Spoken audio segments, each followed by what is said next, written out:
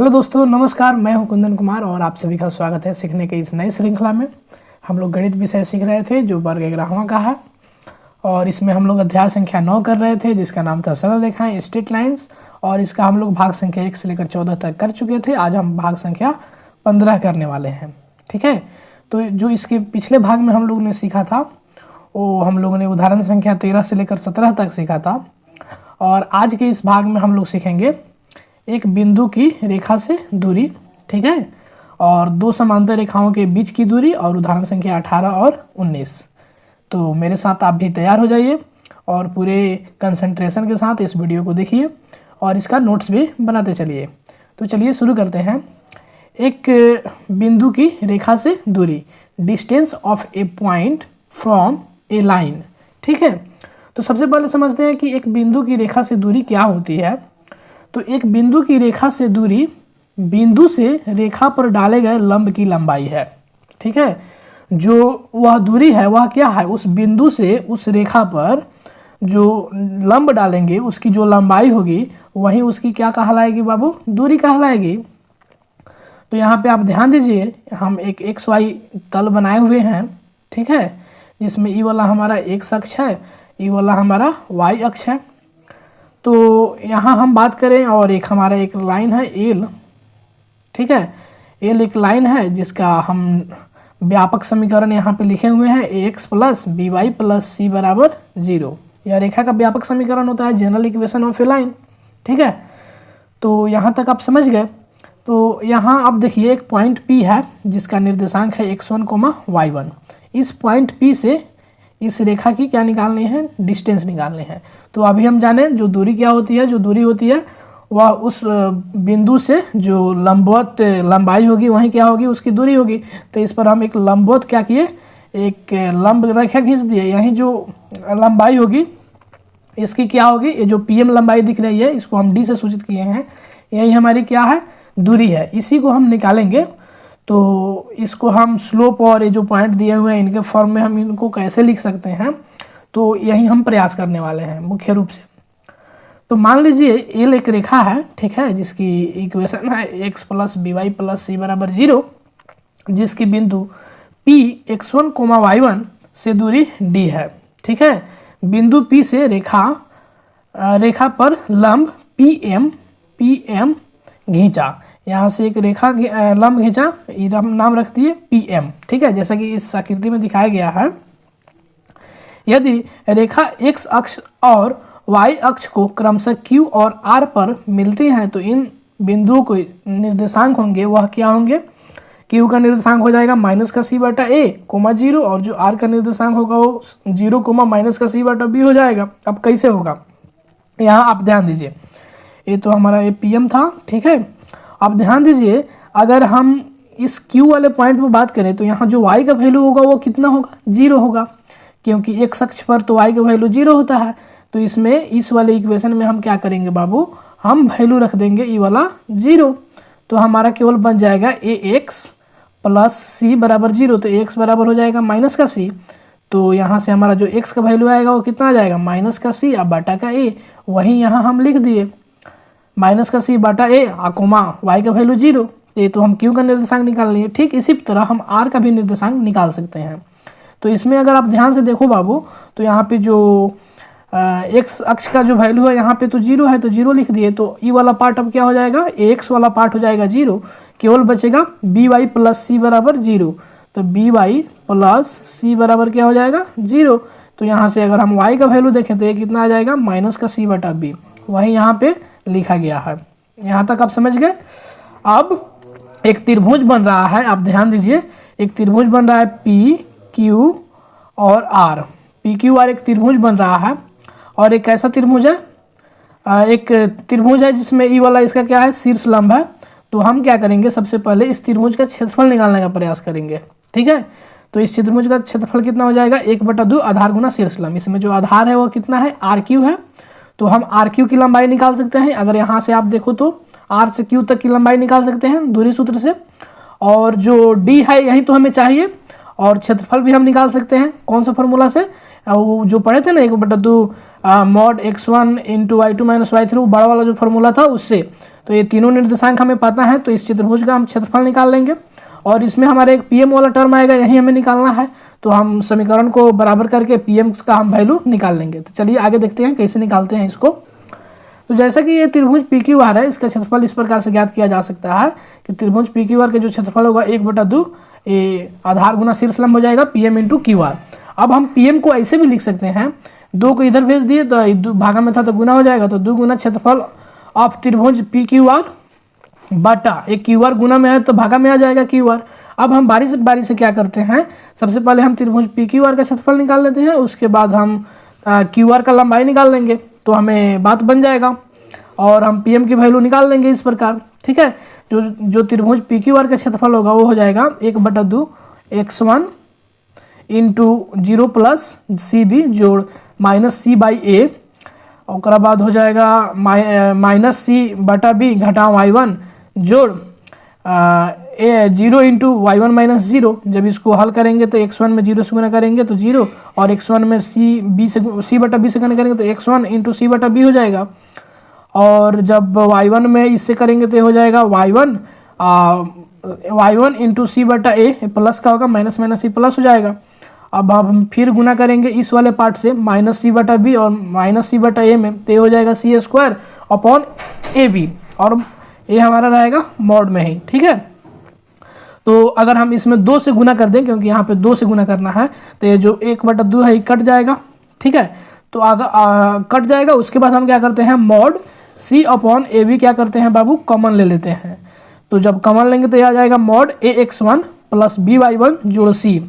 अब देखो ए से ए कट जाएगा, यहाँ इसमें देखोगे तो ये बी से बी कटेगा, लेकिन ए आ जाएगा यहाँ नीचे में, तो आप नीचे से ऊपर देखोगे तो ये बराबर ही आ जाएगा, तो ये सही है।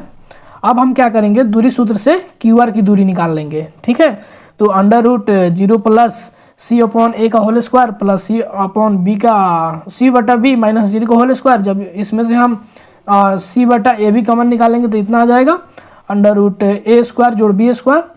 तो यहाँ तक आप समझ गए। अब वैल्यू क्या करेंगे, रख देंगे।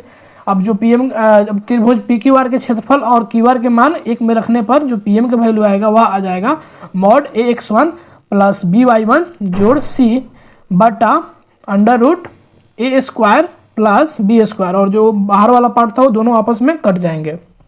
ठीक है, अर्थात जो पीएम को ही हम डी माने थे डिस्टेंस, तो वह कितना हो जाएगा, इतना हो जाएगा। ठीक है, तो इस प्रकार हमने समझा कि बिंदु x1 y1 से रेखा ax plus B Y plus C बराबर 0 हो कि लांबिक दूरी, कैसी दूरी बाबू, लंबवत दूरी है, लांबिक दूरी d हो, तो d बराबर कुछ इस प्रकार से होगा mod ax1 plus B y1 plus C बटा √a square plus B square.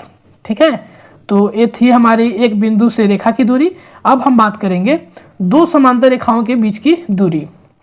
ठीक है, यहाँ तक तो समझ गए। अब देखो बाबू, ये हमारे पास 2 समांतर रेखाएं हैं। मान लेते हैं पहला रेखा L1 है और दूसरी रेखा L2 है। तो जब समांतर रेखा है तो इनकी जो स्लोप होगा, ढाल होगा, वो तो बराबर होगा, ये तो हम लोग पहले से ही जानते हैं। तो मान लेते हैं जो पहला रेखा है उसका इक्वेशन कितना है, y बराबर mx प्लस c1, और मान लेते हैं ये वाला जो रेखा है इस पॉइंट पर कहीं ना कहीं इस x अक्ष पर तो काटेगा ही ना ये वाला, तो जहाँ x अक्ष पर काटेगा वहाँ तो y का वैल्यू 0 हो जाएगा। तो y का वैल्यू जब 0 पुट कर देंगे तो ये हो जाएगा m into x plus c1, और जब हम यहाँ से x का वैल्यू निकालेंगे तो वह कितना हो जाएगा, माइनस का c1 और बाटा का m जो यहाँ पे आ जाएगा, और इस पॉइंट पर जो वैल्यू होगा y का वो क्या हो जाएगा, 0 हो जाएगा। अब आप देखिए जस्ट इसके पहले वाले भाग में हम लोगों ने कि एक रेखा और एक पॉइंट के बीच की दूरी निकाली थी, ये है, तो ए का हम निर्देशांक यहाँ से देख लिए। ए का जो निर्देशांक आया वो कितना आ गया, minus c1 upon m coma 0, और एक रेखा ए है जिसका हमें क्या है, इक्वेशन पता है y बराबर mx प्लस c2। अब हम क्या करेंगे, पहले वाला जो फार्मूला पढ़े थे d बराबर mod x1 plus B y1 plus C upon √a square plus B square वाला फार्मूला में इसको हम पुट कर देंगे। ठीक है, तो देखिए जब हम इसको पुट करेंगे तो क्या आएगा, तो हमारा आ जाएगा कुछ ऐसे। जब हम इसमें पुट करेंगे तो सबसे पहले यहाँ से देखिए, अगर हम इसको तुलना करें तो हमारा जो इक्वेशन था वो कितना था, y बराबर mx प्लस c2। ठीक है, तो इसको हम ऐसे भी लिख सकते हैं y minus M X one Y minus M X minus C two is equal 0।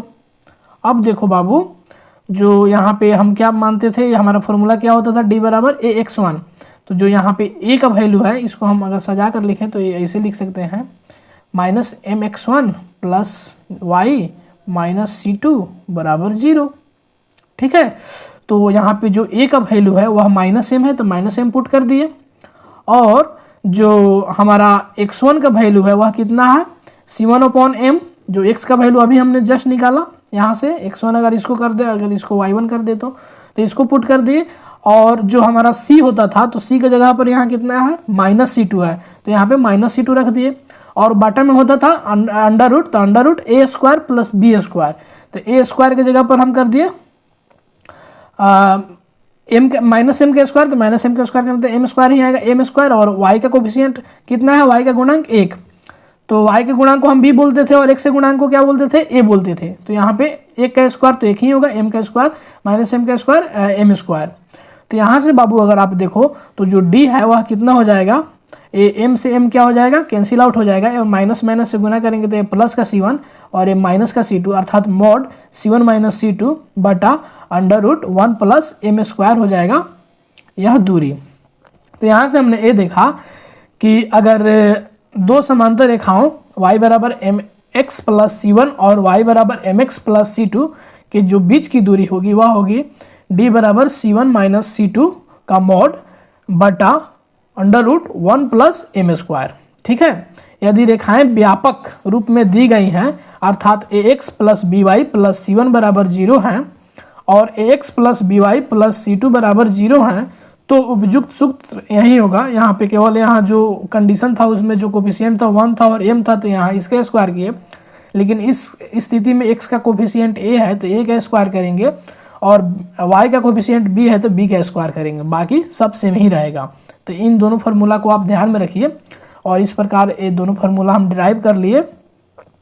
अब हम इस पर एक एग्जाम्पल देखते हैं। कह रहा है उदाहरण संख्या 18, बिंदु 3,-5 की रेखा 3x माइनस 4y माइनस 26 बराबर 0 से दूरी ज्ञात कीजिए। ठीक है, एक इक्वेशन दे दिया है और एक पॉइंट दे दिया है, और कह रहा है इसकी आप दूरी ज्ञात कीजिए, डिस्टेंस ज्ञात कीजिए। तो कैसे करेंगे, सिंपल फार्मूला में पुट करेंगे, दी हुई रेखा 3x माइनस 4y माइनस 26 बराबर 0 है। अब एक से क्या करेंगे, समीकरण एक से तुलना कर देंगे इसको, ax plus B Y plus C बराबर 0, तो यहाँ पे जो a का वैल्यू है वो 3 है, b का वैल्यू -4 है और c का वैल्यू कितना है, -26 है, और जो पॉइंट दिए हुए हैं x1, y1 वो है 3, -5। अब हम क्या करेंगे, यहाँ पे फार्मूला में रख देंगे, तो d बराबर क्या होता है, mod ax1 plus by1 plus c बटा under root a square plus b square.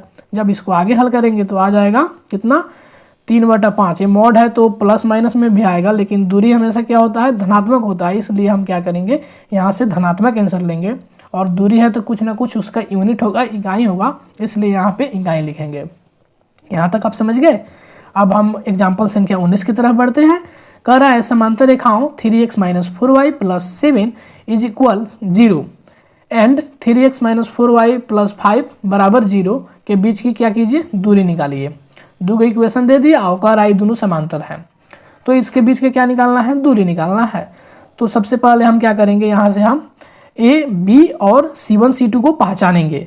तो a का वैल्यू कितना है, 3 है, और जो b का वैल्यू है वो कितना है, -4 है, c1 का वैल्यू 7 है, और जो c2 का वैल्यू है वो 5 है। अब सिंपल इस वाले फार्मूला में रख देंगे, d बराबर mod c1 minus c2 upon a square plus b square. जब इसको हल करेंगे तो ये कितना आ जाएगा, 2/5 इकाई। ठीक है, ये कितना आ जाएगा, 2/5 इकाई। अब हम लोग जो अगले भाग में सीखेंगे वो सीखेंगे प्रश्नावली 9.3। तो मिलते हैं अगले भाग में आपसे जल्द ही, तब तक आपका बहुत बहुत धन्यवाद। आप सीखते रहिए। जय हिंद।